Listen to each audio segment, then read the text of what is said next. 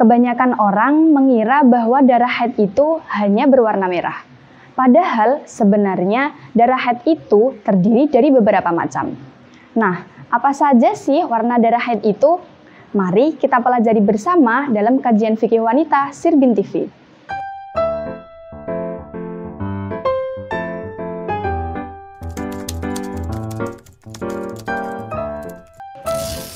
Assalamualaikum warahmatullahi wabarakatuh. Alhamdulillahirabbil alamin. Pada kesempatan kali ini kita akan membahas mengenai macam-macam warna darah dan sifatnya. Darah secara garis besar dibagi menjadi dua. Yang pertama adalah darah kuat dan yang kedua adalah darah lemah. Untuk mengetahui perbedaannya, terlebih dahulu kita mempelajari macam-macam warna darah dan sifatnya. Warna darah haid itu ada 5. Yang pertama, hitam. Darah hitam ini adalah darah yang paling kuat. Yang kedua, darah merah. Yang ketiga, merah kekuning-kuningan. Yang keempat, kuning. Dan yang kelima adalah keruh atau putih keabu-abuan. Perlu digarisbawahi bahwasanya kebiasaan haid seorang wanita itu berbeda-beda. Ada yang mengeluarkan 5 macam darah tadi selama masa haidnya, dan ada pula yang mengeluarkan 2 atau 3 macam saja, kemudian berhenti dan bersih. Namun, pada umumnya, seorang wanita sebelum mencapai tahap bersih, ketika mengeluarkan darah dari tingkatan kuat, maka akan melemah terlebih dahulu.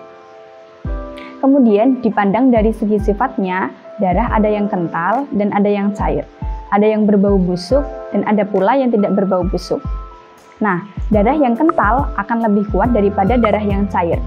Dan darah yang berbau busuk akan lebih kuat daripada darah yang tidak berbau busuk. Dari sini dapat kita simpulkan bahwasanya suatu darah dapat dikatakan darah kuat apabila memiliki lebih banyak sifat kuat dari darah pembandingnya. Sedangkan darah pembandingnya nanti akan kita sebut sebagai darah lemah. Seperti contoh, darah hitam, kental, berbau busuk itu lebih kuat daripada darah hitam, kental, tidak berbau.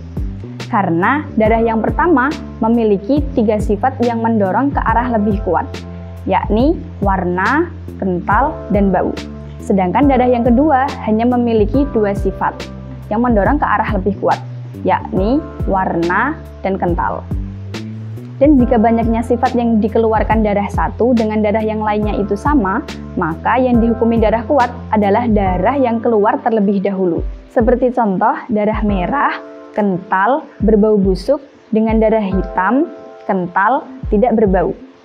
Karena banyaknya sifat kuat yang dimiliki 2 darah tersebut adalah sama, yakni masing-masing 2, maka yang dihukumi darah kuat adalah darah yang keluar terlebih dahulu.